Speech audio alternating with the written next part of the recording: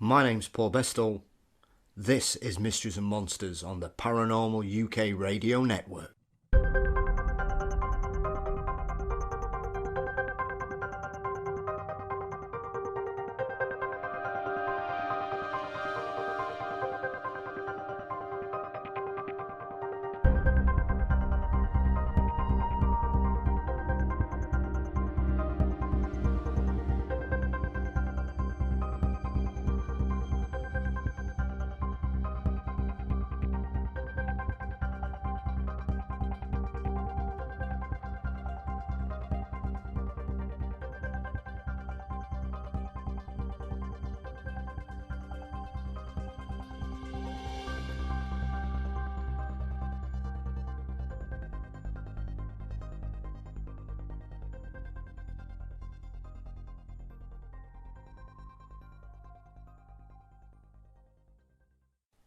Welcome back to Mysteries and Monsters. Well, we have had a phenomenal couple of weeks on the podcast with some incredible feedback from new listeners from around the world. I never imagined that the show could reach countries like Panama, Guam, Japan, Fiji or even Russia. Thank you so much for finding us. And if you're from abroad, drop us an email at mysteriesandmonsters@gmail.com to let us know where you're listening from. I was also lucky enough to appear on episode 200 of Into the Fray as part of a podcast collective sharing our scary encounters. Congratulations to Shannon for the first 200 episodes, and here's to many more. I'd also like to say a big thanks to Ian and Brennan over on the Ghost Story Guys for being wonderfully nice about us again. Thank you very much, chaps, it's always appreciated. So, this week we're staying in Australia, as we are delighted to be joined once again by Yowie Dan. So far, Dan's appearance on episode 6 is our second most popular show that we've done so far, and plenty of listeners have wanted his return. In the 4 months since we last spoke, Australia has been bitten by the Yowie bug. All of a sudden in Australia, Yowies are big news. Sightings, close encounters, and other weird happenings have all been reported in the last couple of months. Don't forget to rate and review us on your podcatcher to help the show grow. You can also subscribe to our channel on YouTube, join us on the Mystery and Monsters Facebook groups, and you can also follow us on Twitter and Instagram. So without further ado, let's join Yowie Dan. We're delighted to welcome Yowie Dan back to Mysteries and Monsters. Since we last spoke, it seems that Australia has caught the Yowie bug and the coverage has gone through the roof. Dan, welcome back to the show. How are you? Very good, Paul. How are you going? Hey, we're doing all right. Thank you very much. Thank you very much. I've been obviously keeping my eye on all things Yowie, as you know, and being a big fan of it, and it all seems to be kicking off down your side. Yeah, there seems to be a bit of an explosion with people that are interested in the Yowies right now. I really think it's got to do with social media, like the platforms like Instagram, Facebook, and we've got the AYR. And there is in Queensland a newspaper that's bringing out like Yowie, people that have seen Yowies or had stuff happen to them, and they're writing about it, which is a good thing. But that's what happens. It's kind of like the flavour of the month.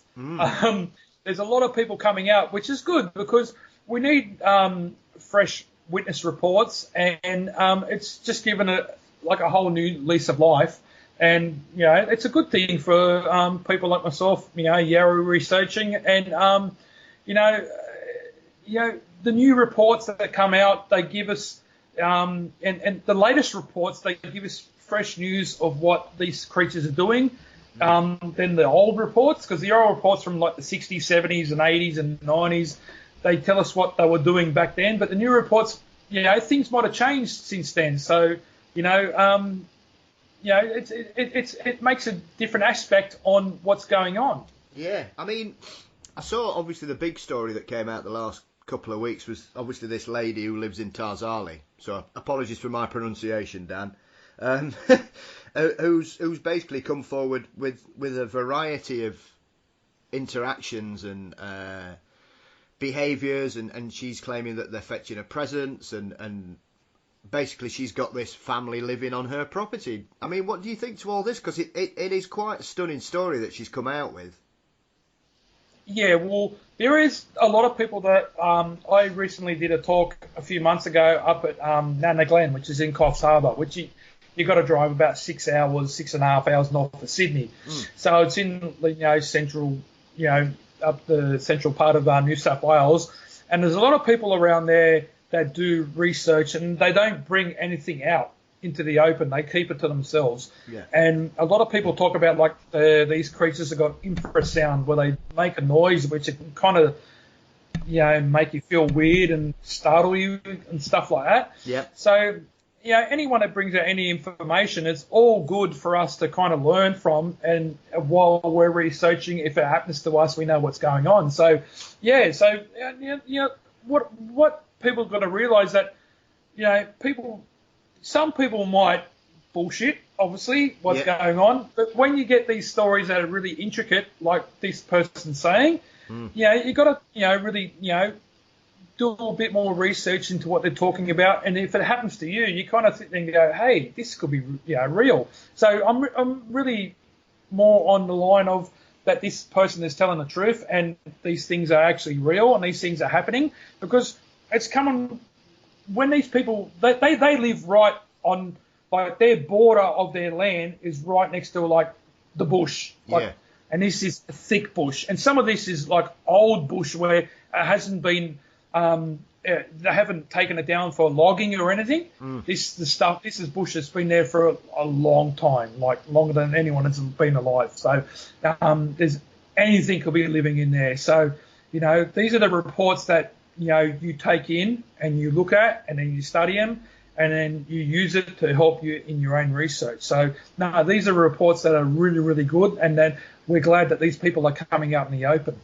Yeah, I think, because obviously it's a subject I've been interested in for years, Dan, because obviously the first time I came across the Yowie was probably about 20 years ago, and I just thought it just sounded really compelling, obviously, as we mentioned the first time we chatted a couple of months ago. But yeah, I think, for me, looking at what's been going on over the last sort of 6-7 months, I think the guy that had the sighting, the Witherine sighting, the guy that was driving along the road and it basically smashed his truck. Yeah. I think from that story hitting the press, it seems that it's just been taken a lot more seriously down there these days by your mainstream media, because I've seen a lot of reports in your version of the Daily Mail down there. They're clearly thinking, I mean, you could be quite cynical about it and say, well, they're just doing it for, the revenue clicks online. But I've noticed more and more of your papers down there seem to be covering the Yowie in a more sensible manner than perhaps they were doing 5-10 years ago. So, do you think it's a progression that we've seen similar to what's happening in the States with the UFO conversation, that it's been taken a bit more seriously, that there's too many reports now that people are beginning to think there's clearly a lot more to this than we originally thought? What I feel it is, there's the social media, and you've got people like myself and that have been out there and other platforms. It's making people more comfortable with coming out with their stories. And there's a lot of old stories coming out from the 1950s and 60s and all that. Yeah. So there's a lot more people feeling comfortable to bring it out. Because back in the day, if you said, hey, I seen something like a hairy man, people would say, yeah, you're crazy. But now, with all the platforms coming out and the people talking about it, and a lot of people get into these groups and they'll read all the reports and they'll say, hey, that's what happened to me. And then after maybe reading them for a month or two, they'll be compelled to come out and tell their own story. But really, who's going to say a Yowie ran in front of you, punched the front of your truck? And I work for Mack Trucks, and everyone knows how big a truck is. Yeah. Punched it and left dents in the truck and ran away, and then he didn't even want to tell his wife about it, because he thought she'd think he's a dickhead. Which what if you're being in Australia, if you're a husband, you do something stupid, that's what your wife says, you're a dickhead. So so basically he's kind of just come out and said this is what it is, but all these people that are coming out with new reports tell the same thing that the old reports have said. And a lot of the people have got nothing to do with reading Yowies or reports or being in groups, and they all say the same thing, how it looked. No neck, full of hair, broad shoulders, 7 foot tall, could run up a hill in 2 seconds and stuff like that. So you've got to, you can't believe every report, but a vast majority of them, you can take on what they've said. Yeah. I mean, I found it quite intriguing because obviously, like I say, I can see the development coming along here. And as we said in our original conversation, I've always been really struck when I've listened to a lot of Yowie witnesses, because the general feeling I have is that Australians aren't one for mucking about, really. It's not the kind of... No bullshitting, mate. No bullshitting. Straight to the point. Yeah, absolutely. And, it's a tough place to live. As we've discussed before, some of these people are out in the middle of nowhere. It's a tough environment, especially what's going on these days. I mean, do you think that's having some kind of effect on why people are well, it seems that there's like a momentum of sightings building. Do you think that's a lot to do with what's going on environmentally in Australia at the minute, that they're feeling a bit under pressure? No, not really. There's like you said, there's a lot of people that live in remote places, and they might, before, like, the internet's only been around since the mid to late 90s, and then it's only gathered strength in the 2000s now, and a lot of people didn't have the ability to have the internet until we had Wi-Fi and all that kind of stuff. So the people in the remote places have had a chance to sit down and see what other people have been saying and say, hey, that's what I saw, but I thought I was only hearing things, or maybe thought I saw something, but hey, no, that's what I saw. And then they'll write their report. And, you've got to remember that you walk in the Australian bush, it's very thick. Once you get in 1 or 2 or 3 meters, in some places it's very thick. You just cannot penetrate it. There's some plants that scratch you up, or there's dangerous animals and stuff like that. But, people, like I said, they're getting back to social media, and it's getting spread out more and more, and they can relate their stories to the people that are living more in the cities or on the fringe of the bush, are saying this is what we saw, and they're saying yes, this is what I saw, and it's all getting collected in one big bowl, and everyone's telling the same story. So I know I've seen 2 different types of Yowies. I've saw the small one, the Junjuddy. Yeah. But that's the first. When I saw that, that was I can say 8 years after I first started researching, and that's when I knew 100% that was something there. Yeah. And then I later on saw a bigger one. But there's plenty of people over. You got to remember, Australia can cover the whole of America, but there's only certain parts of Australia where everyone lives, because there's a lot of desert, a lot of arid regions where people can't live. Yeah. It's just too dry, or too cold, too dry, or just the conditions are too harsh for people to live. So, and then on the top of Queensland, going all the way down Queensland, which is a big state, all the way down New South Wales to Victoria, it's called the Great Dividing Range. And that's where most of the encounters and most of the sightings are. It's all a hilly region. And a lot of the places in the Blue Mountains, which is about 50, 60 k's west of Sydney, there's a lot of places where people have not even gone. It's just too hard. You can't get there. So the road, which is called the Great Western Highway, which goes over the Blue Mountains, you got the explorers, which was Blaxland, Wentworth and Lawson. It took them about 26, 29 days to get over from one side of from the east side to the west side. Yeah. And about 90% of that way they took to get over there is still the same way that we go today. So, and that took them a long time to get over there. But there's a lot of places where no one's ever been. Yeah. So that's why the Yowie is a bit of people think it's a myth, but it's really, to me, it's a truth. Yeah. I mean, the other thing as well, Dan, is like you said about the size of Australia. It's an enormous country, and I think a lot of people just don't realise it because if you ask your average British person, they probably think Perth about 100 miles away from Sydney. Do you know what I mean? Because I don't think people understand just how large Australia is as a country. But when you compare it, like you say, the size-wise, it would cover the states. It's got, what's the population of Australia? 40 million? No, it's about 24, if that. So, you know what I mean? So you've got a country the size of America with a tenth of the population. Oh, easily. Like, most of the people live in Sydney. You got like 8.5 million or something in the Sydney region. So that's within the Blue Mountains, which is about 50 k's west of it, and maybe 20 or 30 k's above and below, and that's in the Sydney region. So a lot of people live in Melbourne and Brisbane, but you got Adelaide, Perth, and Darwin, which is and Tasmania, which is an island down below Victoria. Yeah. You got your population there, but most of the people are in Sydney. That's the biggest population. But it covers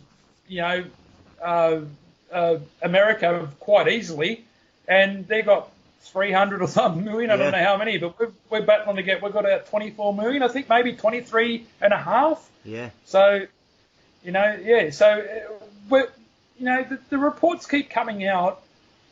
And there's fresh reports. I've got a few people that have, gave me fresh reports for the Yowie Times, my magazine, and I'm gonna get them coming up, when the next article comes out. But people don't realise that if you go from Sydney and you go to Perth, it's going to take you like 3 days, constant driving to get there. Yeah. So and you go along the Nullarbor Plain, which is the longest straight road in the world. Yeah. So I don't know how long it is, but it takes a bloody long time to get there because my brother did it once, and he said it took him a long time. And you've got to realise that you drive along that road, you've got road trains that come past you. Yeah. And road trains is a truck with about 6 or 7 or 8 trailers behind them, and they will pass you like you're standing still. They'll be doing like 150, 180 k's an hour, and they will go bang straight past you. And by the time you even know how big it is, it's already gone past you. Yeah, it's just a very different environment, I think, and for me, that's one of the things I've always found compelling about Yowies is purely the size of the country compared to the population, and I think that's the key thing we've got here, Dan. Yeah, but one thing I really want to talk about is how long has a Yowie been in Australia? Yeah.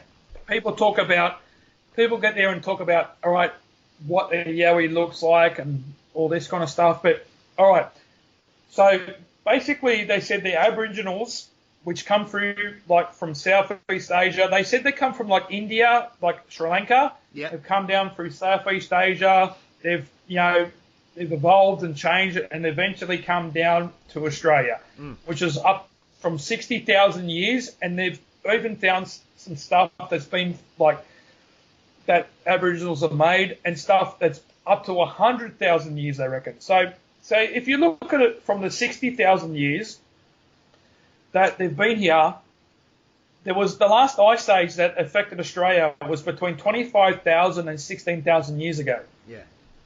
So I'm looking at the Aboriginals have been here since 60,000 years, and they said the Yowies were here before they were here. The stories that come down from the Aboriginals, it said they were already here when their ancestors first turned up. So how long has the Yowie been in Australia? So I'm pretty much, no one can say for sure, did they evolve in Australia? Like the marsupials? Yep. And, because the marsupials kind of come down from the megafauna. You got, the massive, kangaroos that were 9 foot tall and wombats that were like as big as a mini. That's how big they were. They were massive creatures. You can watch it all on YouTube. There's a really good documentary about it. So the Aboriginals said the Yowies are already, their stories say that Yowies are here before they got here. So if they got here from 60,000 years, were the Yowies here 100,000, 200,000, 500,000 years ago? No one really knows. That's what I kind of wrote in a Yowie Times article. So what I was getting to was the last ice age was between 25 and 16,000 years ago that affected down near Australia. So you had a British naturalist called Alfred Russel Wallace, and he drew up a line between it was between what could I say? It was Borneo, Sulawesi, and it went through the Lombok Strait between Bali and Lombok. So that was virtually what he did. He was a naturalist, and he worked for the East India Company. Yep. And he went all around all the islands, all around Southeast Asia and everything like that. And he was finding that one set of, the fauna and flora weren't like another region. So he kind of worked out within a certain period of time that nothing crossed from these islands to these islands.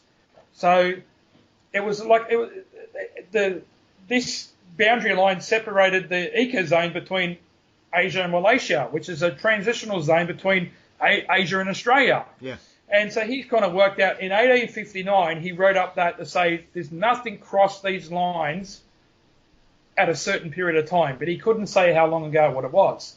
But then we get back to the Aboriginals, that they said they've been here from 60,000 years, and there's some things recently that have been posted that there could be up to 100,000.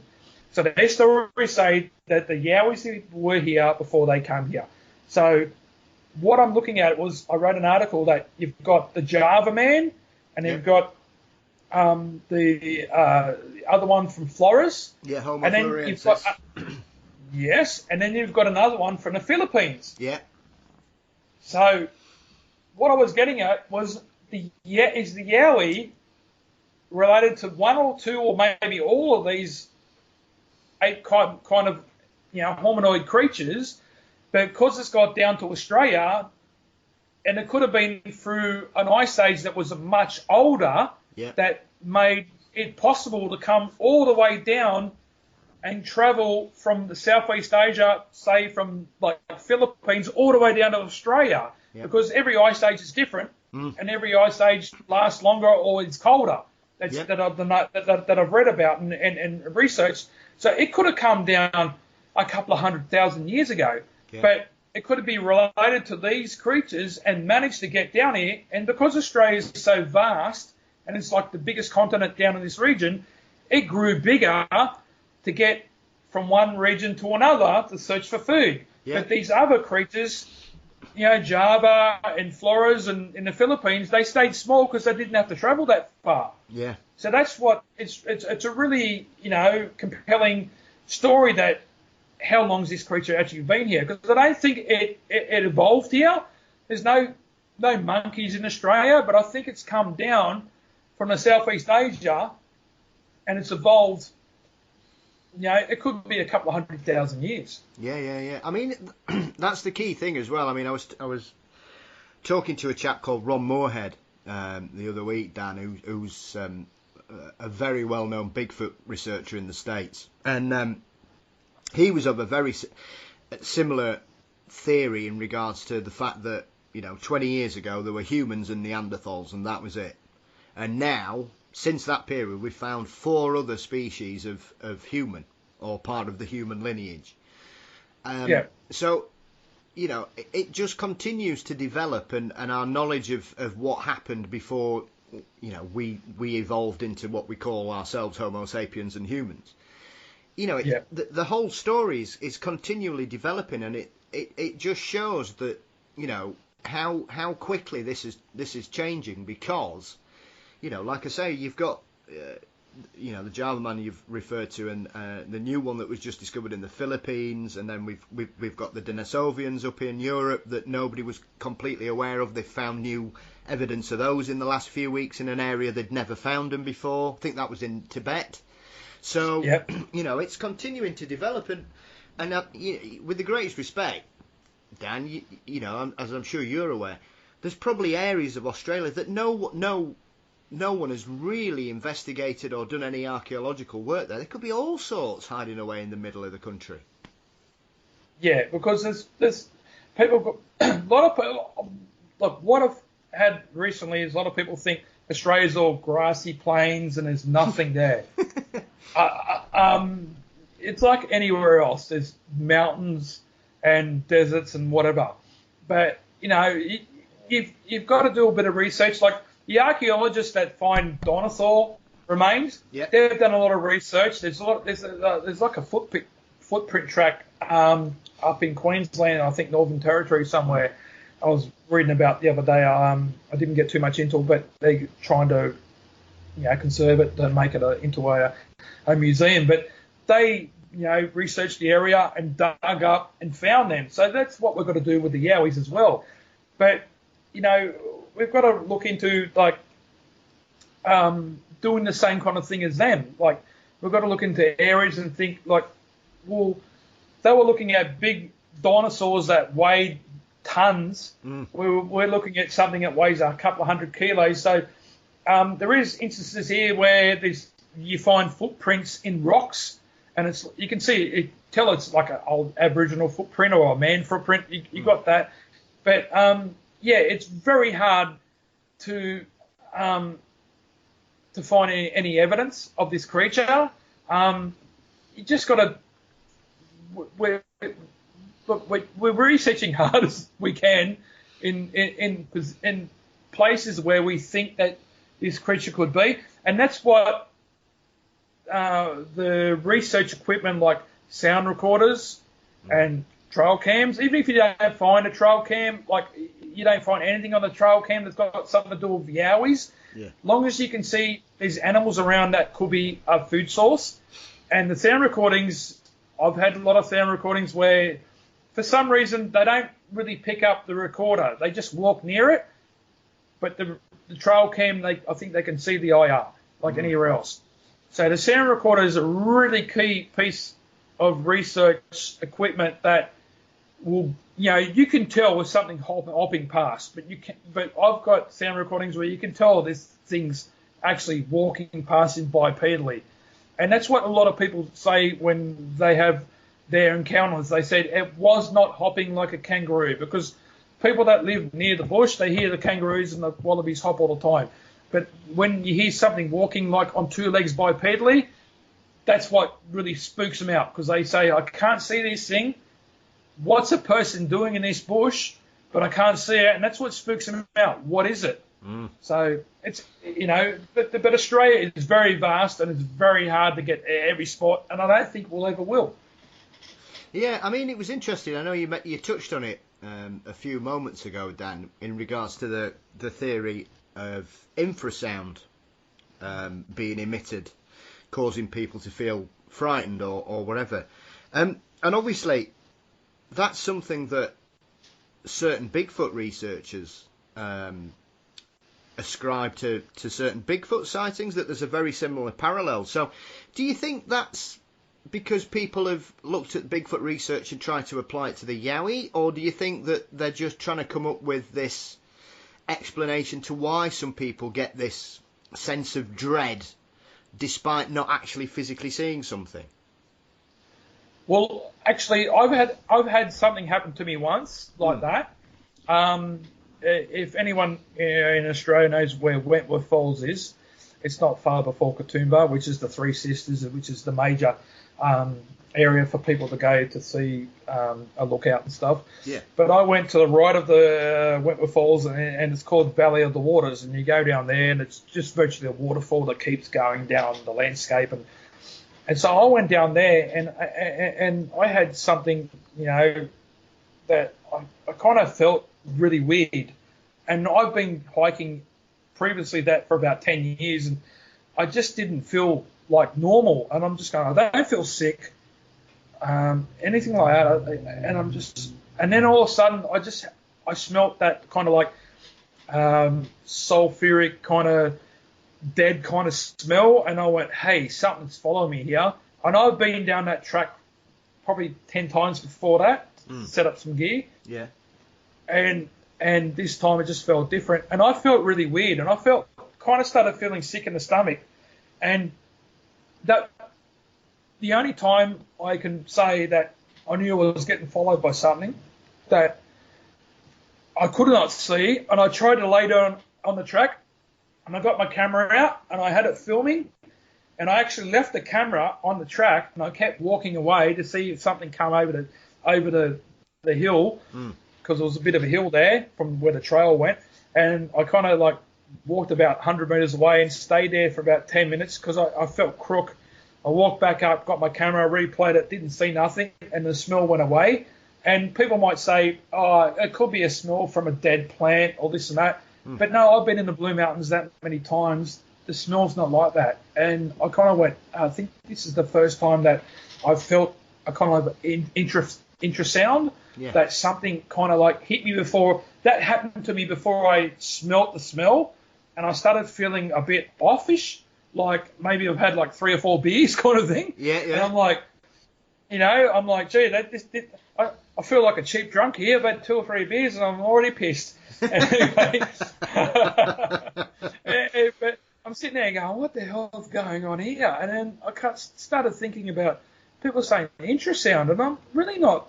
I wasn't really buying that kind of thing. But after I had that feeling and that kind of encounter, I kind of thought this could be a possibility. Like, there's different animals that make different sounds that stir creatures to come to them. And I know there's fish that have got like ones that live in the deep have got like little lights to come up. Yeah. And they kind of flick them around. So why is that not for a creature to make an infrasound to maybe startle a creature so they're easy to be a prey and they can get there and go bang and eat them? So, who knows? Yeah, absolutely. I mean, there are plenty of animals in the across all species that have a very unusual tactics. I mean, I know there are certain snakes that can hypnotize their prey by the way they move, and basically it just freezes what they're about to attack. And you've got other animals. I know elephants communicate over vast differences by using an ultrasound frequency. Lions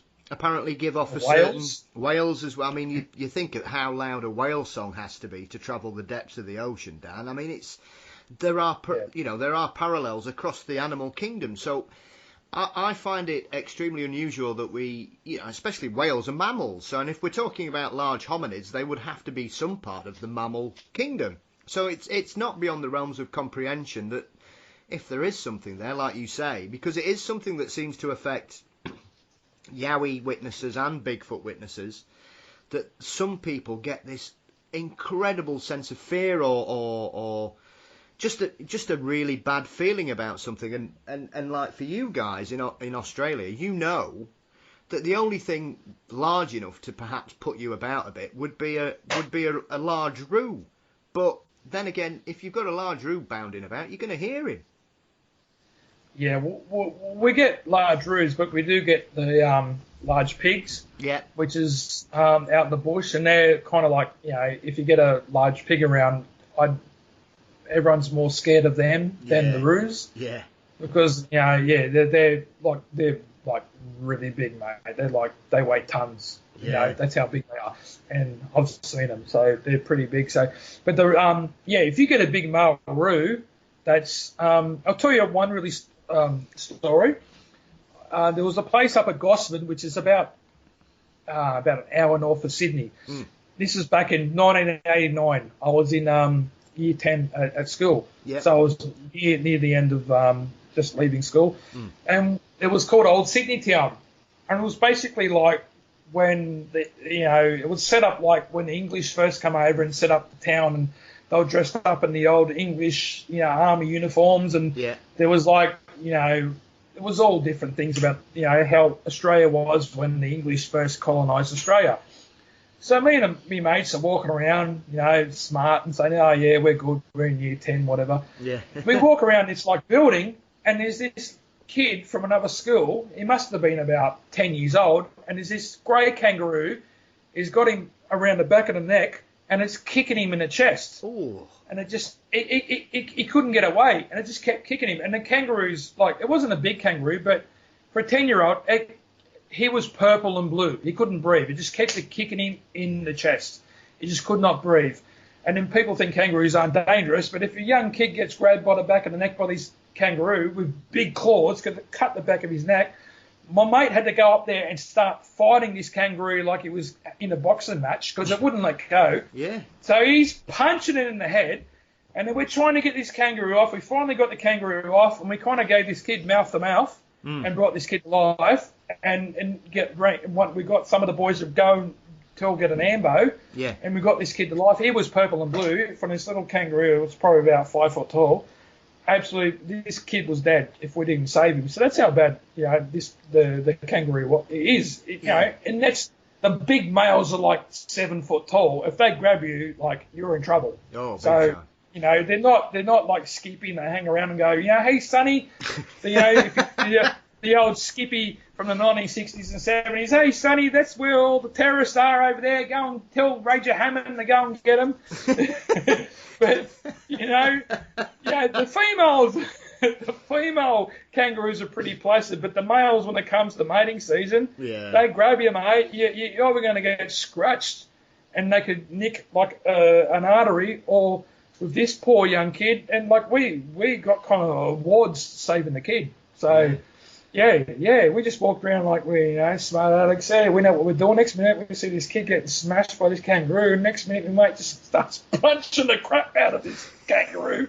And he said afterwards, his right hand was that swollen. He said it was like punching a brick wall. Yeah. He goes, I just couldn't. Yeah. So all animals in Australia are dangerous to a certain degree.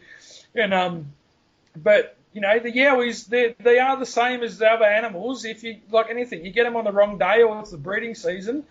I've had researchers say that they've been hunted out and been like coerced out to get out of this area, and trees shaken and, screams and everything happen. So, Australia's it's very different to the other countries of the world where we've got very different animals, and you just got to respect them. Yeah. I mean, that's the other thing as well. When we're talking about some of the witness sightings, these are people travelling late at night or first thing in the morning, and they occasionally see something run across a road, or it's standing by the side of it. That's the thing about Australia, though, Danny. It's not like in America where the standard, or Canada even, the standard excuse for a Bigfoot sighting from a skeptic is, well, you've seen a bear. Well, bear, yeah. Everybody's describing the same kind of thing in Australia. It's a tall, hairy, humanoid type figure, ranging from, 4 foot to 9 foot. I think some of the sightings. There is nothing, even a roo. A roo doesn't look like a person at all. No. Even the shape of the head. Yeah, you might see if it was from, looking at it from behind in the dark. Fine. As soon as that turns its head, straight away that that's not a human being. Yeah, I've walked in Blue Mountains and other places, and I've researched with other people up and down the coast, and even the kangaroos, and really not kangaroos. Kangaroos are more in the plains. Yep. It's more the wallabies, and the wallabies are only small. They're only like 3 foot, if that. Yep. You don't see kangaroos in hilly regions. They like to stay in around golf courses and stuff like that. Yeah. So people that see these creatures, like, there's nothing else out there that's going to be that tall. And all right, you see big kangaroos and they're pretty buff. Like, you get a picture of a kangaroo that's big, tall. Like, they're pretty muscly things. Like, they grab you, you're not getting out of the way. Like, you've got to really fight for your life to get away from them. If they want to hold you, you're not getting away. So, but these people are telling about a big head, no neck, massive shoulders, but massive shoulders are like 3 and 4 foot wide, massive chest. So you're looking at something like Andre the Giant, and you kind of make it wider again by another half a foot or something. And you just don't. Kangaroo, like, people in Australia grow up, like any country, you grow up, you get taught, what animals live in your country, and that's it. So, people look up and go, oh, that's a roo. But, when they see something different, hey, that's an ape thing, and you can kind of tell, like, I've seen videos where you can see guys that are in ghillie suits or in some fake ape costume. You can see it baggy around the legs and when they're walking. But, when people are going in the middle of nowhere and they're driving in the car or something, and then they look around and they see something that's massive, like 8 foot tall, and the chest is that wide, and it's full of hair, and the eyes are just looking at them. It freaks them out because they're just sitting in the car going, oh, it's going to take me 4 hours to get from like Sydney to like Canberra or something. Next minute they see this massive ape creature in the side of the road that shouldn't be there, or walks in front of them and takes 2 strides to get over like 10-metre wide road, and they're like, what the hell was that? And then they kind of get on the internet and look up and see AYR, which is Australian Yowie Research, and go, hey, this is what I seen. And they look at all the other reports, and it comes up and says, this is what we see. And they go, that's what I saw, exactly what you saw. So, and these reports are going all around Australia. And even the Aboriginals are saying, reports. There's even Aboriginal reports on the AYR. But a lot of them are from the small Janjadis. And they reckon they're the ones that are more mischievous, which they'll come in and they'll shake you if you're like laying in the bed at night, and they'll run outside the door. Because a lot of people live in the Aboriginals don't live in, some just live in a small house, and they'll leave everything unlocked. So the Junjuddies will walk in and shake them, and then or open the window up and then jump out the window and stuff like that. So they reckon the big ones and the small ones don't get on. Yeah, that's what the Aboriginals say. Yeah, they're 2 different kind of creatures, and they don't get on, and the big ones don't like the small ones. So. Yeah, that's really weird. It is. Yeah. Oh, very strange. Because I know, obviously, you can look at stories in the States and Canada, and Native American stories, and they've I mean, depending on where you are, they've obviously got a smaller one they call the Pugwudgie out there. Okay.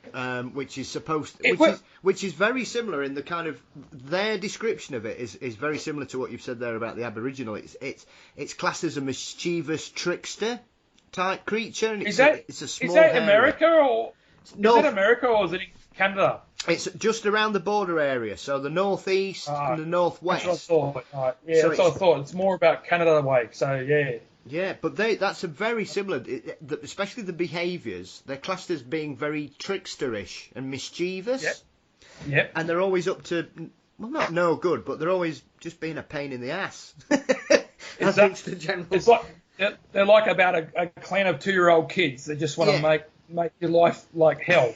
Very true. So I mean, that's the other thing that's always struck me in comparison with the Aboriginal stories and the Native American and First Nation stories up in Canada, is that the similarities are remarkable for me, Dan. Absolutely remarkable.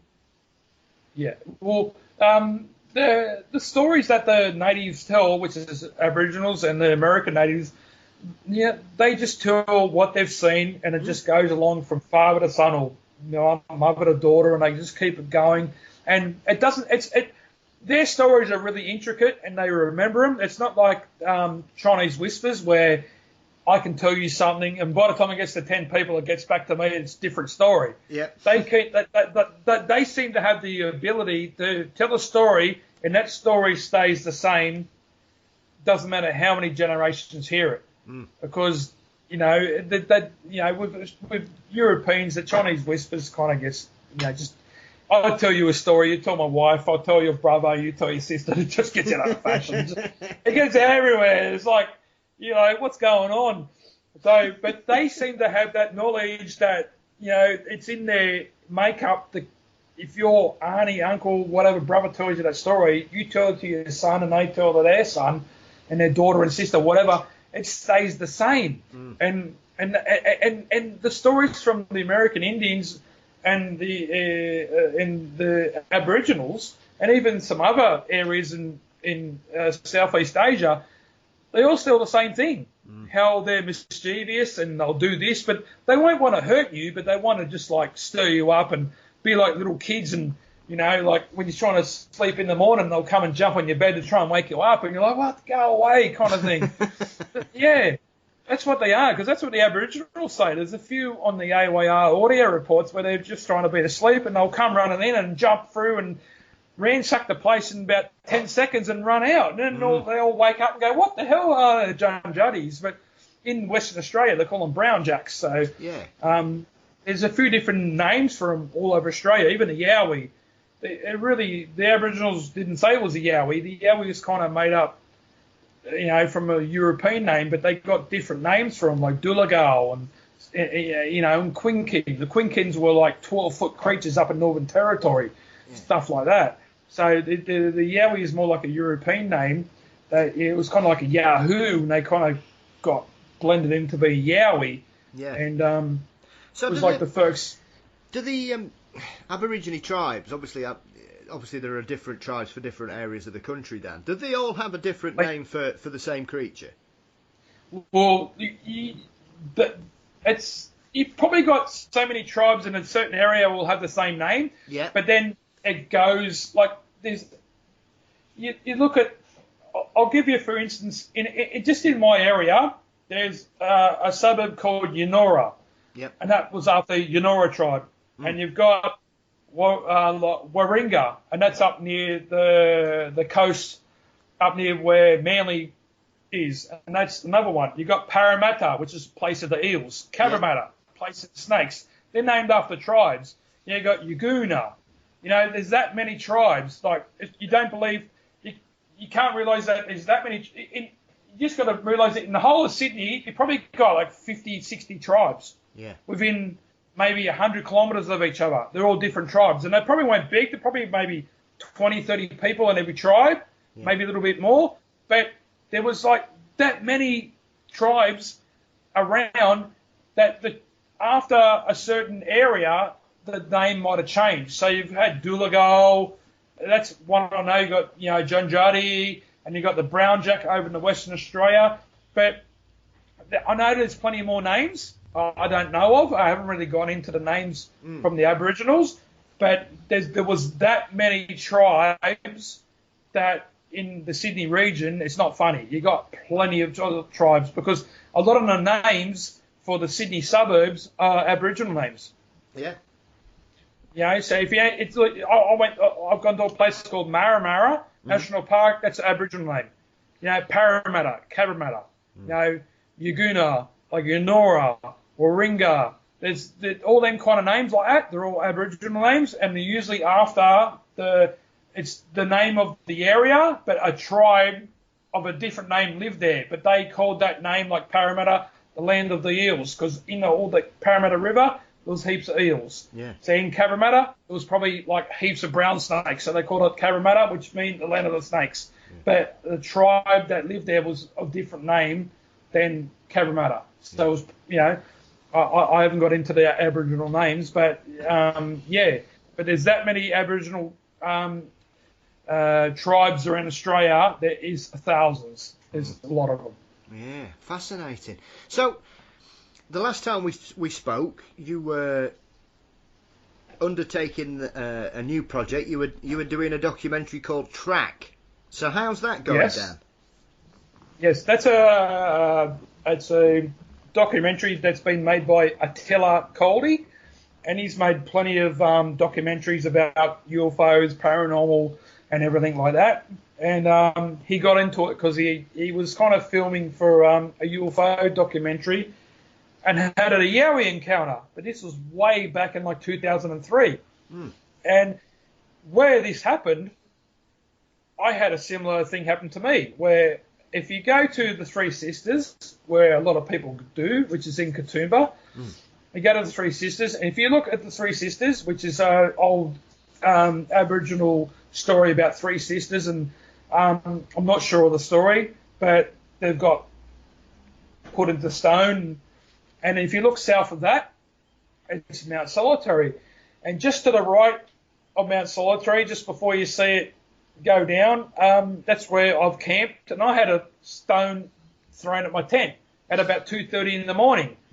And it's about 2.5 hour hike to get there, so no one's going to go there for 2.5 hours just to throw one stone at me and walk away. And I was there with another researcher because I said to him that I previously had an encounter with one of my sons. I got twin boys at the time. They were 11 years old, and one wanted to come along and say, yeah, I'll come along with you. And we were camping there, and one of my sons said, I can hear something walk bipedally, Dad, because we were watching all the Monster Quest and all them kind of shows, and they always talked about bipedal walking, and he's going, Dad, something's walking bipedally down the ridge. I'm like, what? Because I'm getting changed out of my sweaty clothes after carrying everything. Yep. That what you do when you got a young kid. He carries nothing, and you carry the house. So we've gone there, and he's just cooking marshmallows, and I'm about to cook some food. And next minute, I'm like, yo, there is something outside. So I've got changed and walked out. Something shakes the trees and makes a rah noise and just goes down this 45-degree ridge like bang. And we could hear it for 30 seconds run around through these trees and over fallen logs. And I'm going, I don't know what that is, but it's got to be something that I'm looking for, because there's little bushes there. They scratch the crap out of your legs. Like they draw blood if you walk through there, not run. Yeah. Anyway, so I went there with Heath after that, and a fellow researcher. And, he said he heard the stone get thrown into my tent and something run through, but he wouldn't get out. He heard me get out, but he goes, I wouldn't get out because I'm too scared. And I'm out with my torch. Yeah, we can hear him walking around along the ridge. So that's where Attila had a similar thing happen. They had a rock thrown at him and all that kind of stuff. So we're going to go to that area and do some filming. So we're going to go for 2 nights and do some filming there. Yeah. And we're going to do another 1 or 2 places. But we've gone to an area that I've been to before, and we had a really, really good night. Yeah. I won't say good, I'll say great. We had a lot of things happen that were really like Yowie related, and and the boys, Attila and Ben, who is in the documentary, said, we've never been to a place like this before. And I told them, this is a place to go. We have to go there to Maramara, and you will, kind of like, if you don't believe in Yowies, once you go there and you know what you're listening for and that, you will believe.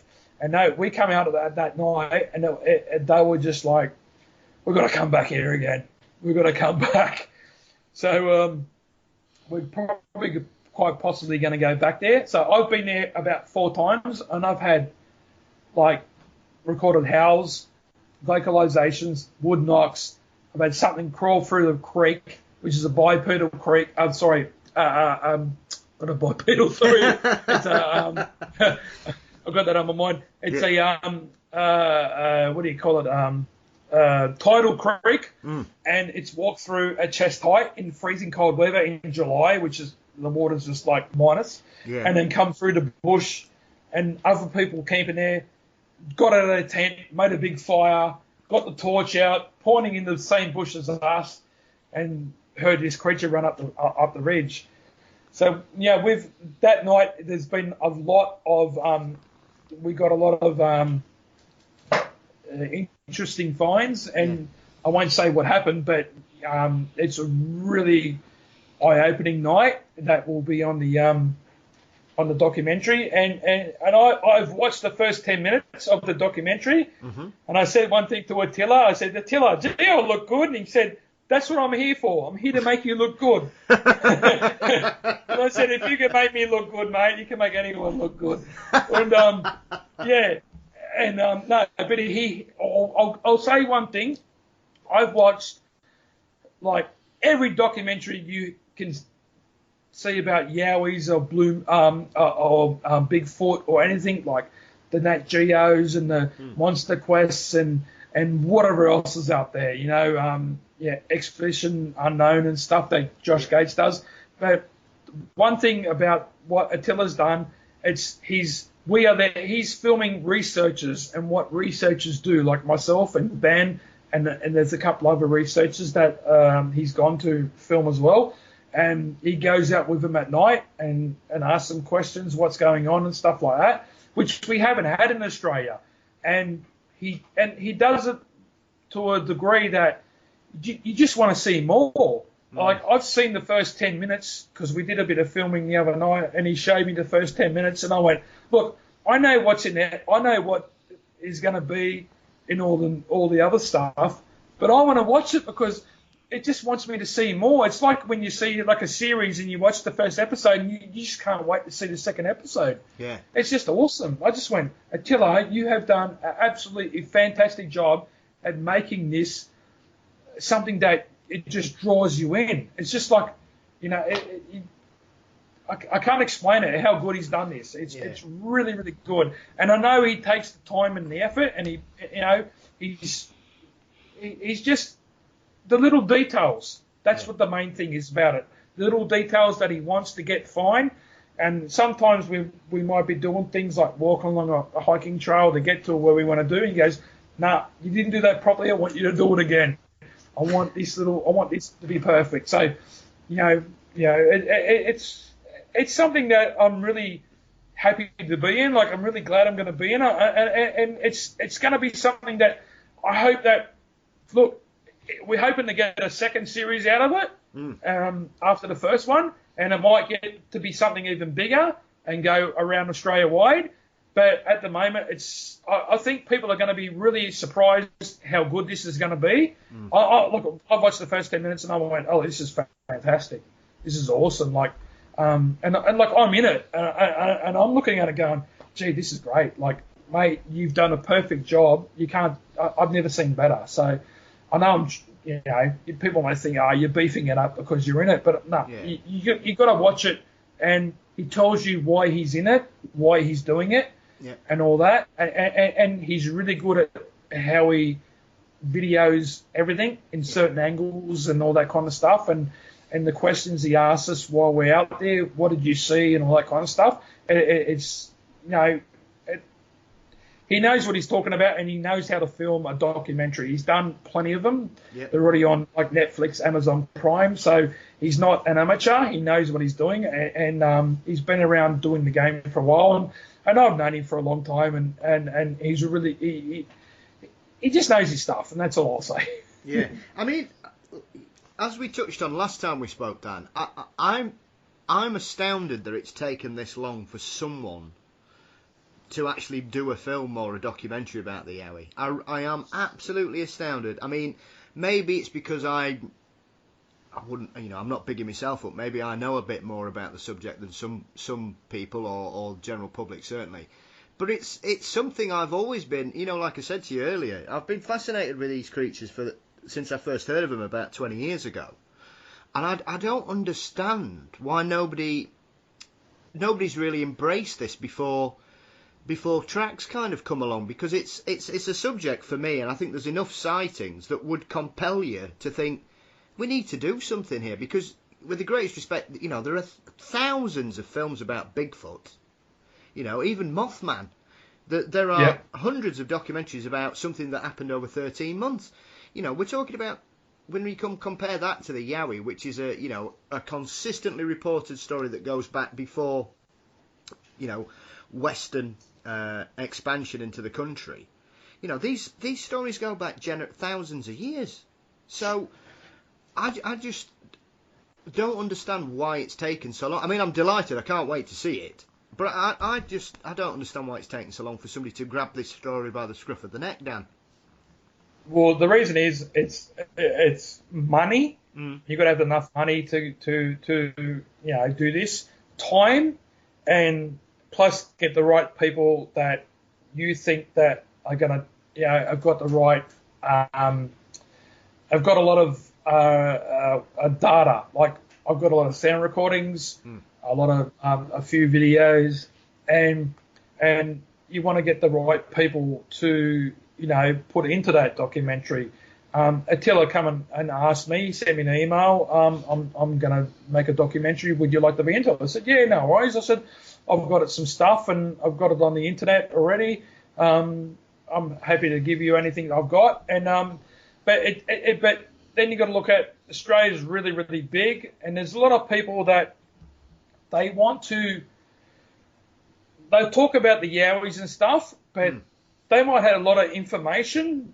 They might have a lot of sound recordings and stuff like that, but they don't want to give it out. Yeah. They don't want to look stupid in front of their friends, Look, personally, I come out and say, yeah, I'll do this and do that, And my friends still give me, like, some friends still give me, oh, Yowie Dan, yeah, you going out to see Yowies? And they still give me a bit of jip and give it to me. And I'm like, yeah, come out with me. Let's go out. Come on. I'm going night hiking tonight. Well, I'm going to do 5Ks up in the Blue Mountain. Oh, I'm not going out. Why?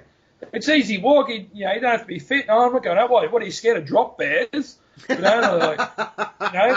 they won't come out. But I know in the back of their mind, I might think, oh, this thing's real. So, I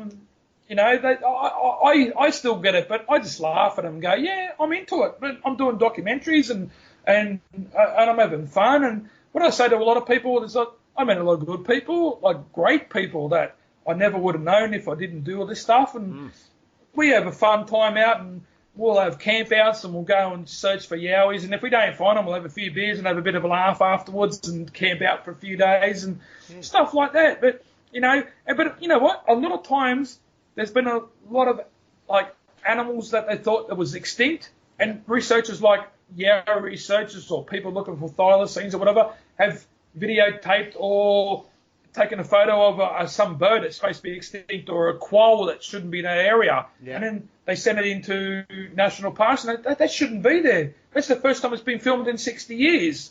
So we find creatures that shouldn't be there, but they're still living there. Yeah. So there's a lot of like findings coming out other than Yowie research when you go out there. Yeah, yeah. You're listening to Mysteries and Monsters on the Paranormal UK radio network. One thing I want to talk about is just everyone, how they do their research. Yeah. In Australia, there's been a lot of people, putting up blurry pictures and stuff like that. And what do you think of this? So just to anyone that's listening to this, if you get a picture and it looks a bit abnormal, something might be there, go back to the same spot. If it's the same time of day, take a photo and actually walk into the area and then take another picture, because I've taken a few pictures where something looks weird, but then I've gone in and then it looks like heads and shoulders and that kind of thing, and it's only like a old tree stump that's, been rotted away kind of thing. So instead of just posting one picture and say, what do you think this is, and putting a red circle around it, go in and take a bit of time to do a little bit of follow-up research. It doesn't take much. If you've gone into that area once, you can go back into the area again and take a photo maybe the next day or day later. If you take a photo next day and it looks completely different, same time of day, same amount of cloud or sun, and you want, hey, there was something there. That's what we want, Instead of taking that one picture and it looks like a dark shadow there and say, oh, look at this. Like, well, pareidolia, that's the big thing. That's a thing that's really running rampant all over the world at the moment. People take one picture and think, yeah, that must be a Yowie or Bigfoot. Like, come on, just a little bit of time, take a photo. But why take a photo and then walk away? Go to the area while you're there and have a look. If you're a little bit unsure, if you're with another person, maybe walk away and come back there later and take another photo, maybe 20 minutes later. And if it looks the same, you think, oh, well, if that's going to be a creature, we might as well walk in and have a look, because what's a creature going to be doing standing in the same position for 20 minutes? Yeah. So, a little bit of follow-up research. That's all we ask. And it's, I think some people are doing things wrong, and that kind of is like going through to other people. They're watching what some people do, which is a wrong thing to do, and they're taking it on board as the right thing to do when it's not. Yep. So the best thing to do is, just if you take a photo, instead of putting up, what do you think this is? Take a follow-up photo first and then say, all right, what do you think this is? All right, but then I've come back and I've done this and I've gone to the area. There's nothing there. And then you can go, all right, something was there. So it's just common sense, just a little bit of common sense, a little bit of time taken to do the research properly, and that's all we ask. Because I've gone to a few areas myself, and I thought there was like some things happening there, and heard things walking around and stuff. And then when I've gone back there, I've noticed it was only like wombats walking around, stuff like that. Yeah. So. But I've got a few sound recordings which I'm sitting there going, well, look, what's going to be jumping off a cliff here down to the creek bed onto the creek, walking through freezing cold water at -3 degrees at 4 o'clock in the morning in the Blue Mountains. And I don't know who's going to walk through water at -3 degrees in the morning. So there's some things that I've actually had, like even the Cox's River, when we did the K to K, which is Canangra to Katoomba, which is like about a 55K hike. Yeah. And I put a sound, that was the only time I put a sound recorder out the whole time because it was that hard. I put it up there with the Kokoda Trail because it was that hard. We're just dead every day. Yeah. As soon as we got to the campsite, we'd make a campsite, put a tent up, make something to eat it, straight to bed because you had nothing left. You were hiking like nothing was flat. And when I put my sound recorder out, after maybe 2 or 3 hours, something walked up to the sound recorder, walked around it. You can hear it on 2 legs, and then walk away. And I was like, there's no kangaroos, there's no possums or nothing, or wallabies here. And they hop, you could hear it hop, and it was on sand. So it was something that was really heavy that had to make that noise. And we heard a few wood knocks when we first got in there, when we put our tents up and we started collecting water. And then we had some filtration systems to filter the water because they said some of the water's contaminated. It comes down the Cox's River due to affluent in there. So you had to be really careful. Yeah. So, yes, but there's a lot of places in the Blue Mountains it's like anywhere, even in America, there's a lot of places that it's got their concentrations of sightings and activity, and other places is only sparsely happening. So it's the places that only happen sparsely that I'm interested in, because the people that live there, you go to them, there's the Yowies here, and they said, we've had a few things happen, kind of that kind of thing, and they're kind of like, not sure. They're a bit iffy, 50%. And they're the ones that I'm interested in because they're not saying, there must be a definite thing here.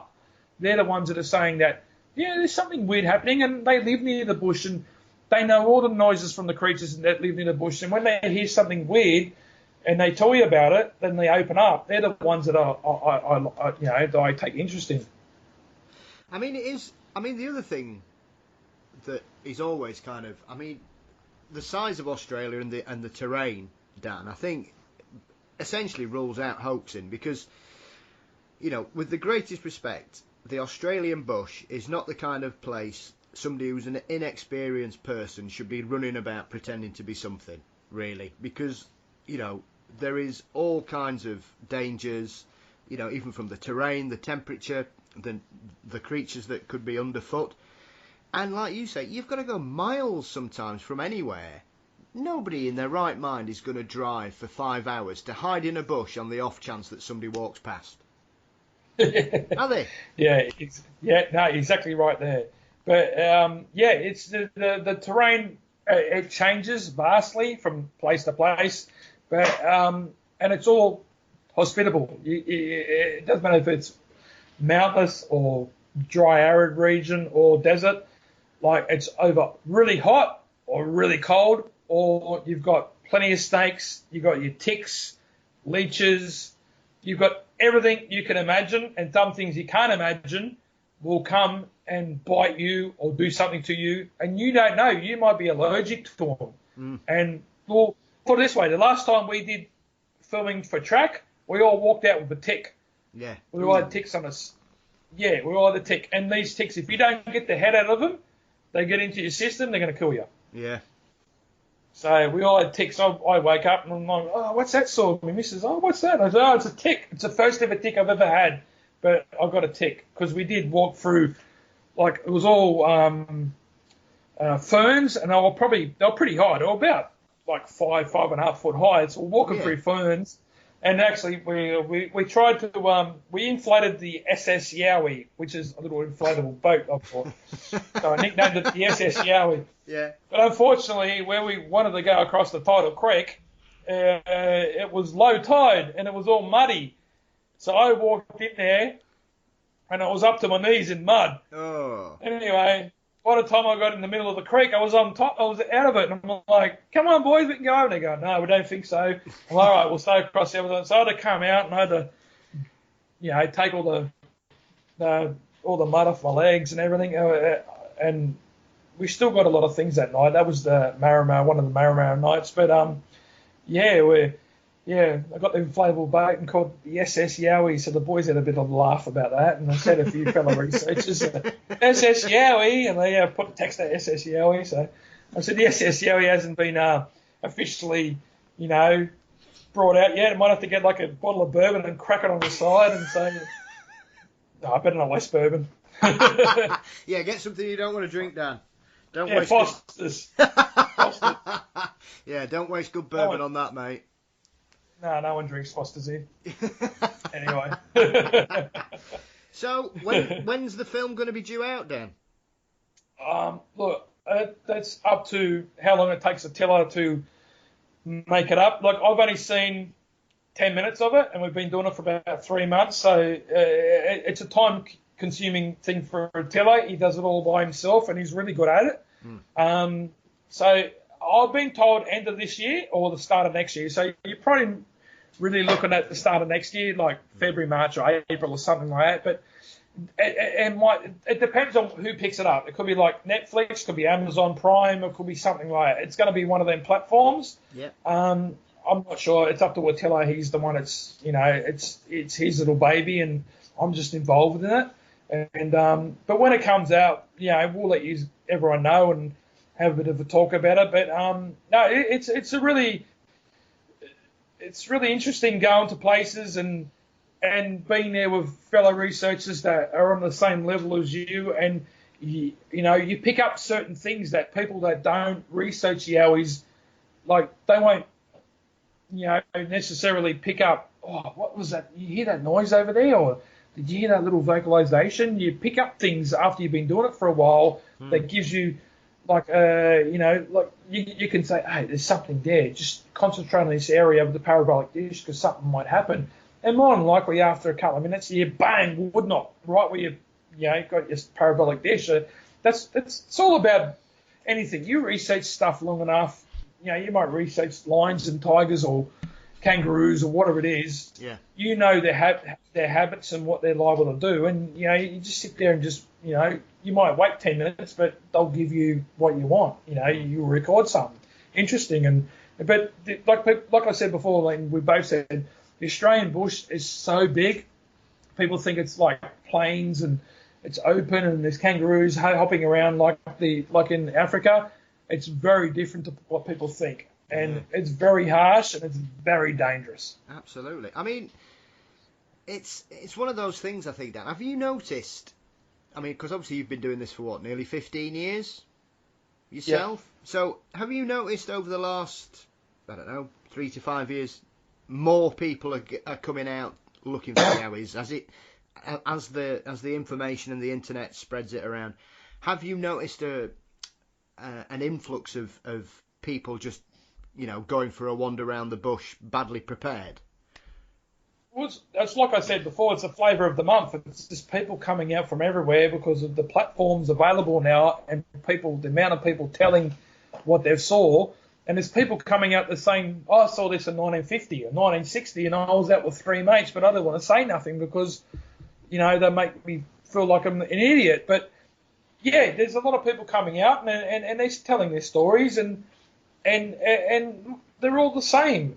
But the stories they're all really different. And when I write in the Yowie Times, the most loved article is the witness reports, because what people want is the individual reality of what people tell. They say, I saw one while I'm fishing, and I saw one while driving a car and it ran across in front of me, and this is what it did.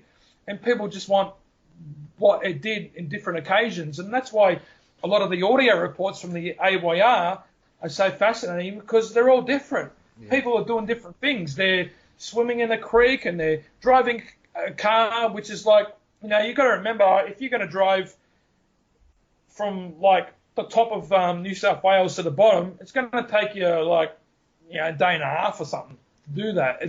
Australia's really big, so there's a lot of bush involved.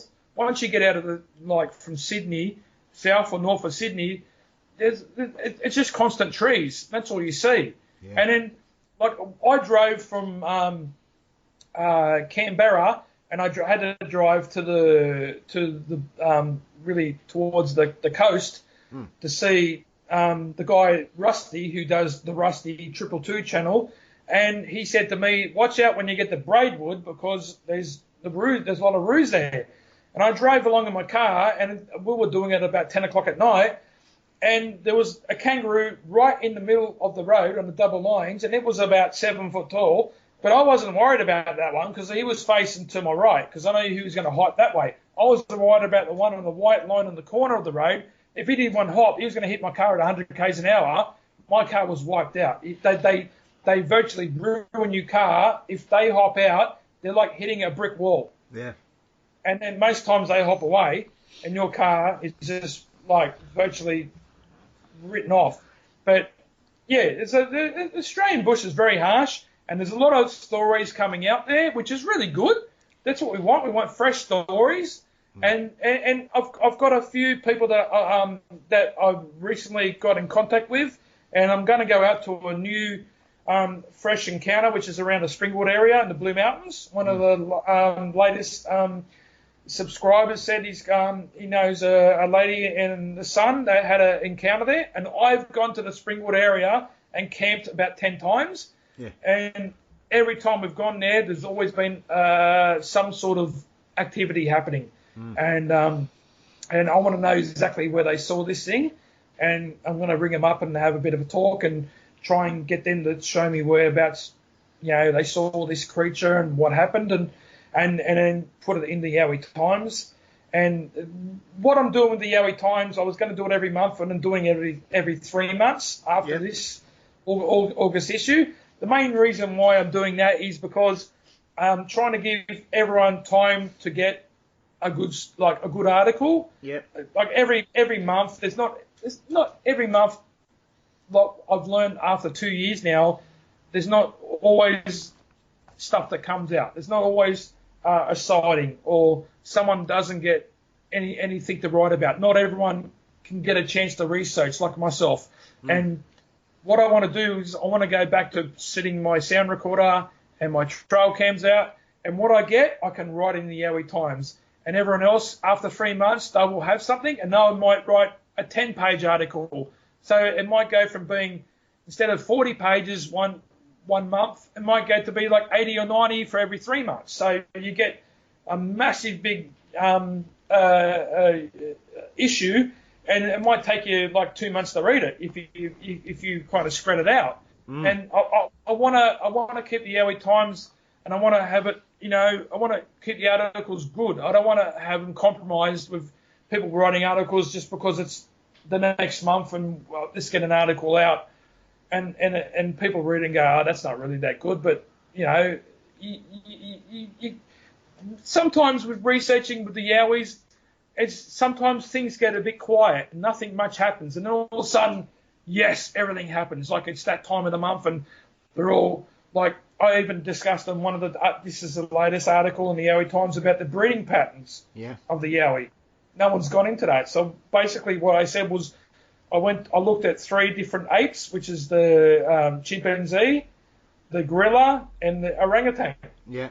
And I looked at their breeding cycles and how many siblings they have and how many times do they breed between each young and stuff like that, and tried to put it into context to say maybe this might be a Yowie's breeding cycle. Yeah.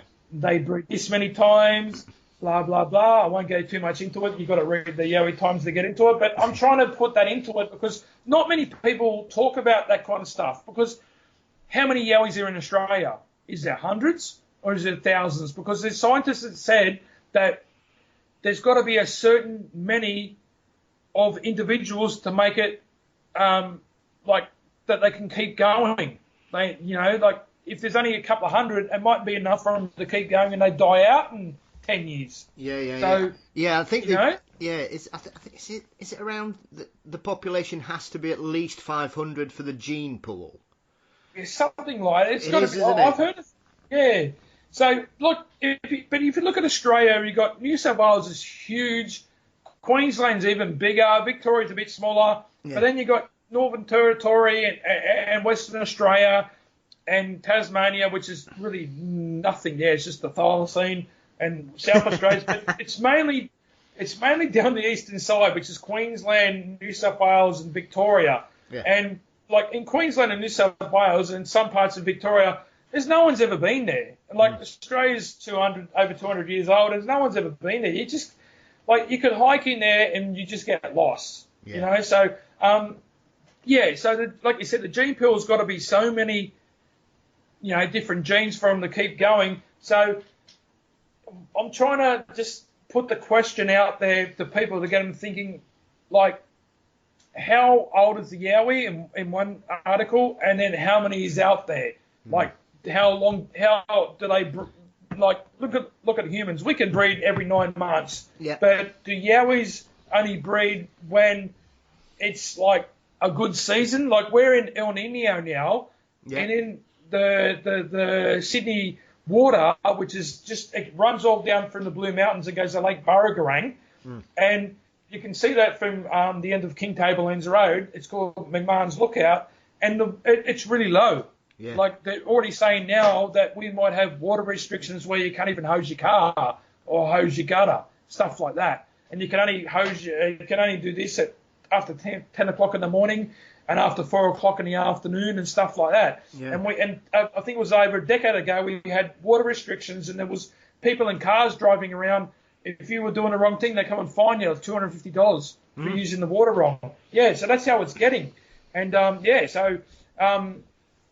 and then all of a sudden, when El Nino goes, it comes to La Nina, the water just comes down like it's, you know, it floods the place. Yeah, well, you've got, it seems at the minute, Dan, you've got the complete two extremes down there, because obviously I'm one of those people, I like to keep my eye on, you know, situations, and so I'm obviously, you know, I don't live in Australia, but I'm fully aware of this kind of drought flood cycle. It's basically all or nothing with you guys over the last sort of 10 years, isn't it? Yeah, but it's really weird because we can have like Queensland raining like it's a monsoon and New South Wales in a drought, but all the rain comes through down Queensland and goes through down the western part of New South Wales, and it floods all them country towns in New South Wales because it all comes from Queensland, goes all through New South Wales and goes down to South Australia, which is called Lake Eyre. And Lake Eyre, there's nothing there, but once every 10 or 20 years it'll fill up, full of water, and then all of a sudden there's pelicans and all these birds turn up, and it's really weird. And it's only once every 10 or 20 years, and it's a massive area which would probably like cover half a state in America. Yeah. So it's really weird how one state in Australia can be in drought, but the other one's pouring down rain. But then after maybe a week, all that water comes and floods all the country towns, where it floods them where it's like as deep as a house. Yeah. And it comes in like the click of your fingers. And when the authorities tell you to get out, you got to get out because, they get flooded. They just washes everything away. Yeah. That's what happens. I've seen a couple of documentaries over the last couple of years in regards to some of that, and I remember interviewing one guy somewhere. I think he was trapped on a roof for about 4 days. Yeah, that happens here. He was just saying he was sat on a roof just watching bodies float by for 4 days. He said it was unbelievable, and I think I think it was just normally where they lived. It was just a little creek. Nice, no real problems there. The kids used to play in it. It was fine, you know what I mean. And then they had a flash flood, and I think 10 foot of water they got, and it was just as far as the eye could see was just water.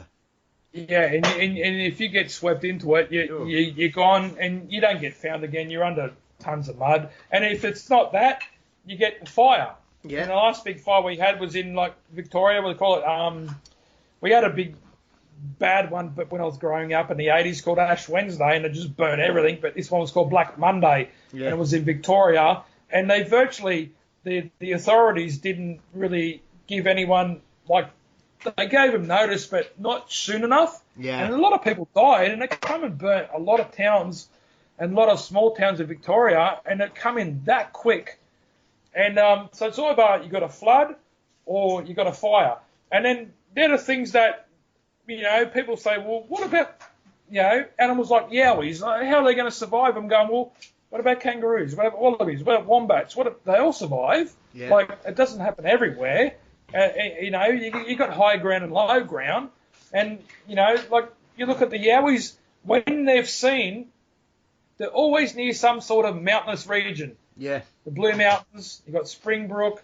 Springbrook, and if you go to, like, Queensland, you got the Gold Coast, which is, and it's like Sunshine Coast. It's all like a area it's all beaches. The beach, it goes as far as you can see. You can go swimming there, nightclubs and stuff. But if you go 20, 30 k's in the bush, it's all mountains. And it's Springbrook National Park, and there's other, I don't live up there, but there's a lot of different national parks like here. So you go within a half an hour from the coast, it's all mountains. Yeah. So that's where they live. So, they don't always live on the plain. Most of the time you see them, they're going from one side to the other, and then people say, yep, they went running straight up the side of the bush or the ridge, and they went straight up, and they're going, gee, they've done like 50 metres up 45-degree angle in about 4 strides. Yeah. And that's what gets people. Yeah, the other thing as well, Dan, is animals are usually quite intuitive when it comes to things like this. They can tend to sense flood before it occurs. There are numerous stories of animals across the world where, certain disasters have occurred, and if anything, it's usually domestic animals that suffer the most, because obviously they seem to have, they're usually in situations that they can't escape. But there are hundreds and thousands of occasions where, animals across the world have managed to get out of areas, be it through volcanoes or earthquakes or floods, because they seem to sense something's coming. So why wouldn't they? Yeah, exactly. And like, you look at the animals, like, they're a lot older than us. Yeah. So you look at, the megafaunas, which has come down to the kangaroos and wombats and all that, wallabies and the yowies, and even birds. Birds have come from, they said they're dinosaurs. So they've been around for millions and millions of years. So they've, got down to learn to what vibrations and different kind of, probably the way the earth cools or something. I don't know how no one knows how they do it. They just got that knack to know that something bad's going to happen. Let's get the F out of the area. And the humans are like, what's going on? Let's just think a beer. All right, what's going on? And the next minute, like, oh shit, hit the fan. I'm like, we're all too late. Like, why don't we have it? Are we not been around long enough to know what, get that feeling? I think it's just one of those things. It's one of those sensations. For me, I think the closest thing I can compare it to is that if there's a thunderstorm coming, you can tell the air changes. Yeah. It smells different. Yeah. Do you know what I mean, Dan? And you can see it. Yeah, you can see it. But plus, you get the cold front. It goes from being warm. Usually when it's like here in Australia, I don't know about you where you live in England, but usually it's like it gets really warm. Like we haven't had much rain in this winter time. It's been really warm. We've been having 27 degrees in winter, 23 degrees, and it's like in July, and it's August now. It's usually a windy month. But the other week we had a bit of a rain there for about a day or two, and it was like, I think Friday week back, and I was sitting there going, gee, it's warm. Yeah. And then all of a sudden they just got really cold, and I went, yeah, the rain's coming. And next minute, cloud come over, it rained, and after about an hour it was all gone. Yeah. It was like one big massive cloud. So we can sense things like that, but they're like, any Tom, Dick, or Harry can know, gee, it's gone from hot to cold. Yeah. Big dark clouds coming over, it's going to rain, But when it's like, hours before, like a tsunami's coming or an earthquake, stuff like that, the birds, all the animals just disappear. They're gone. Yeah. And so what have they got that we don't know? Like, they must have some sense in their ears or something that really gets them like nervy, and they know something bad's going to happen. Let's get out of the area. Absolutely. Where we don't. So, people say that about the yowies, like, what do they eat and what do they do? I'm like, we don't know. Like, a lot of people say, all right, what's a yowie? And we say, all right, hominoid creature, blah, blah, blah. And then they say, well, what do they eat? And we're saying, well, this is all the stuff that's out there. If you're like a big ape creature, like chimpanzees sometimes go and eat meat, they'll chase down another ape and they'll eat it. Yep. I said, they can eat meat. They've got plenty of animals to eat.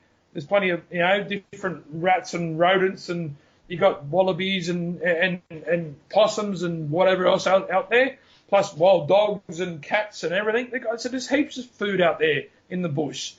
They search for it, and a lot of people say that they didn't see this creature, but when it suddenly moved and it was standing in the tree line, that's when they noticed it. And now, what happens is, a lot of people think that the Yowies are right in the bush, and they'll look past the tree line into the bush, but actually the creature is standing right in the tree line. That's what they do. They stand on the tree line and act themselves like they're a tree, and they don't want to look at you. They want to spy on you for whatever reason, I don't know. But people look past that, and they look into the trees, and they go, I can't see nothing. And then all of a sudden they come back and go, oh, wait, there's something there. And once it moves, and that's when they start picking it up. They're really crafty creatures, mate. They put themselves out there sometimes, but they're really hard to see because they live in this habitat, and they're a creature that's well adapted. They've been there for a long, long time, and they just know how to blend into the surrounding bush. Yeah, I mean, it was interesting. I was talking to Robert Robinson, who wrote a book called Legend Tripping. And he's ex-forces, but he was on about talking to special forces guy because he's a big believer in the Bigfoot situation, as with Yowies and Almasties and Yerrans. He thinks, obviously there are creatures out there that we're yet to scientifically prove, but he was talking about special forces training, Dan, and one of the things they're taught is if at any point you're out in the field and you see the enemy, you stop moving and you look down at the ground, and you essentially become invisible because it's your eyes that give you away. Yeah, it is. I've been told by one or two people that that know people that are been in the SAS or in the army in New South Wales. They drop them in the Jamison Valley, which is right where in between the Three Sisters and Mount Solitary. And there is a AYR report about someone that was in the SAS with 2 or 3 guys, and they followed them. It's on the YouTube. But there's one I've been told about somewhere up in Queensland. There's actually someone that I know asked one of the guys that was up there, and he said, I think it was a sergeant or something, said, if you go into this area, don't go by yourself because you won't come back. And he said, why? He goes, I'm not going to tell you why, but you won't come back. So what's that saying? Like, there's no animal. That's what was told to him. He said, you won't come back. You have to go with at least another person. And he's like, why? And it was like, what's going to get me? And he wouldn't tell him. And then he kind of thought, shoot, this Yowie thing might be true. And that's what he was told. Don't go in there because basically the guy said, we don't know what's out there, but you won't come back. Yeah, I think the one thing I've learned over the last 30 years of being into this kind of subject, Dan, is I am never going in the woods on my own, ever. I have. I have. Rather you than me, sir. I have, but after doing it for a few times, probably about 10 or 12, I've got a little bit older, a bit wiser, and mainly just for safety, I won't go out there. But the safety was I might break my ankle, I might get bitten by a snake. I never thought about getting attacked by a Yowie. That never come into my mind. That's probably a bit stupid. I didn't think about that. But that was the only reason why I thought not to do that. Yeah. And and then Attila and they'd say, "You're crazy, man. You're going out there by yourself." I said, "Yeah, but I've got some of my best material. I might have to do it again, but I don't want to get bit by a snake or break my ankle because I'm not as fit as I used to be. And if I hurt myself, how am I going to get out?" Yeah, that's true. And then they go, "But yeah." So that's why it's. I got a couple of phone calls, not really messages, like. Some of the guys are named for a while. You want to go out Saturday night? And I'm like, I can't. I've got things on, and I've got a lot of people asking me just to go out and try and help them with picking things out. Like, if you go to a trail that's well used, you see broken branches. Like, it's more than likely some kids just going, I want to get the flies off my face. I'll break a branch to swat them and stuff like that. But once you get into the bush, away from that, and you see some weird things, that's when you take notice of it. So that's what they want to know. But yeah, but it's the Australian bush is very interesting, and there's a lot of weird things that happen out there. There's a lot of weird noises, and there's even I've made a video of the weird noises that Australian animals make, and even like the platypus makes a growl, and that's like this little duck thing. I don't even know. Look, if you look at a platypus, never seen it before, it's got a duck bill. It's this weird looking thing, and it growls too. And I never thought it could growl, but there's a platypus that growls, and if I heard that growl, I didn't think for me, before I heard that, I wouldn't think that was a platypus. No. And then look, the koalas, when it's breeding season and that, they scream like little girls getting killed in the bush. Yeah. Like, I'm telling you, people just go, what the hell's that? That's only koalas. Yeah. And they're like, what? Okay, yeah, it's koala. Yeah. But they scream. So the animals, there's even a bird. It sounds like a cat. It screams like a cat or something. Yeah. Well, a cat bird or something. Yeah, there's some weird animals in Australia, birds, whatever, that make some really weird calls. Yeah. And if you look them up, I think it's called a catbird or something. It's in Queensland, not New South Wales, but it's got a really weird sound. So, like, look at Tasmanian devil. This thing makes, I've never heard it scream other than going to, like, a local, like a Taronga Zoo or something like that. Yeah. But imagine being like a first fleeter or something, or one of the first inhabitants in Tasmania and hearing that screaming in the bush. Like, you wouldn't think some little creature that looks like a little dog that was screaming like the devil. All right?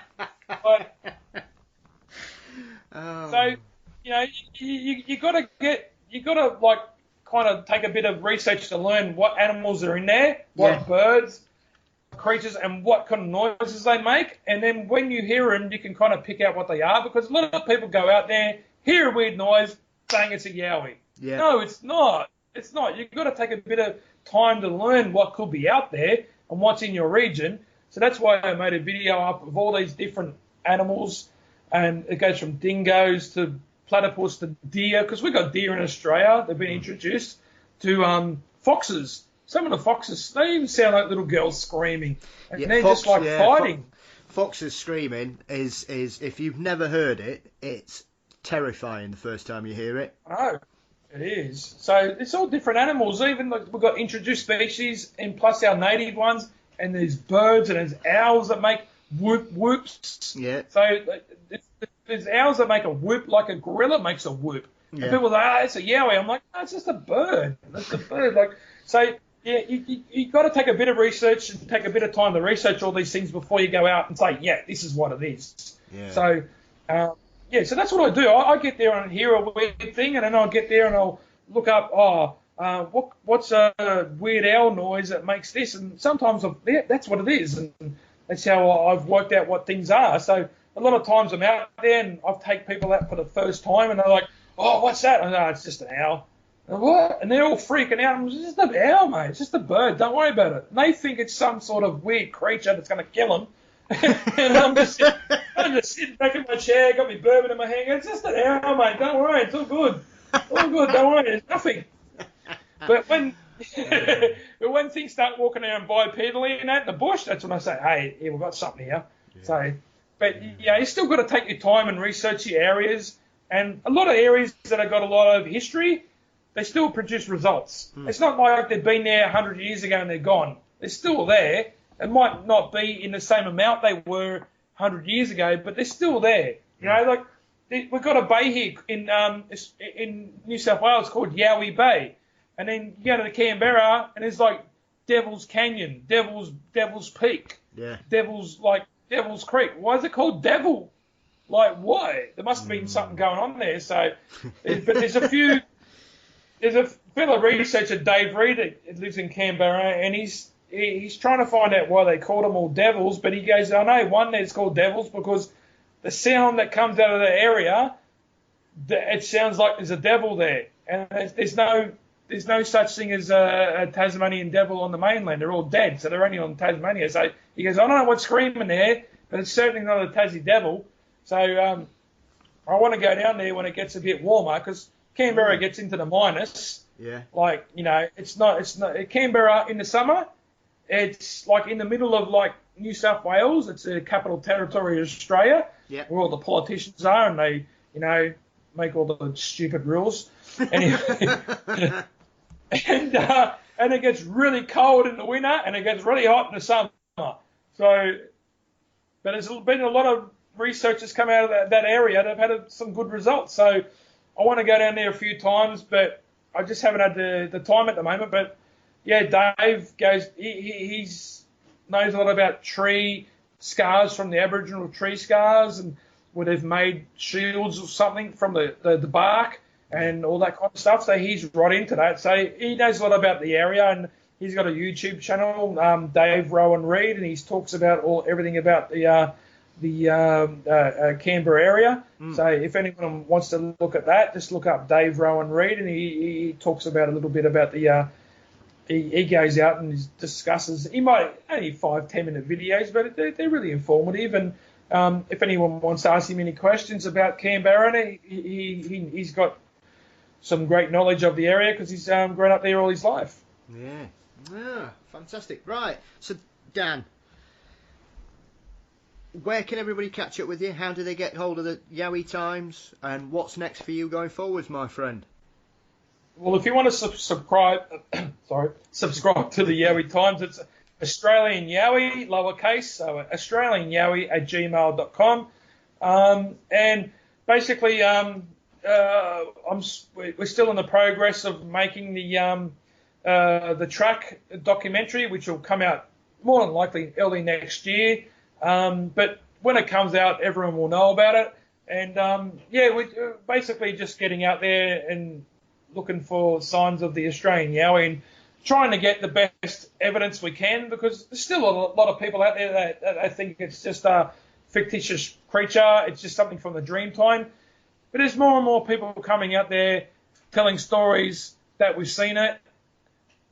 Might be 30, 40 years ago, or within the last few months or last few weeks. So, not that many people can be bullshitting about what they've seen. There's got to be some truth to these stories. Yeah, very much. Well, like I said earlier on, Dan, there seems to be a real momentum at the minute. So I just look forward to keeping up to date with everything and seeing how you're getting on and reading my Yowie Times when it turns up in my inbox, as always. So thank you for your time, as always, mate, today. And keep on doing what you're doing, and look forward to speaking to you again sometime.